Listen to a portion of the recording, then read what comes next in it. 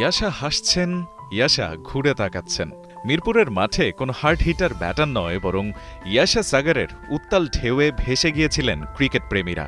এবারের বিপিএলের শুরুর ধামাকাটাই যেন দিয়েছিলেন চিটাগং কিংসের এই ক্যানাডিয়ান গ্ল্যামারাস মডেল কাম স্পোর্টস প্রেজেন্টার। ইয়াশার নামের প্ল্যাকার্ড হরদম ঠাঁই পেয়েছে মিরপুর, সিলেট আর চট্টগ্রামে। দেশের গণমাধ্যমগুলোর ক্যামেরার লেন্স খুঁজে ফিরত এই মডেলকে। তবে সব গল্পের শেষটা যেমন মধুর হয় না, তেমনি চিটাগং কিংস আর ইয়াশার এমন মধুর যুগলবন্দির শেষটাও হয়েছে অদ্ভুত তিক্ততা দিয়ে। ক্লাইম্যাক্সের শুরুটা কোয়ালিফায়ার রাউন্ডে।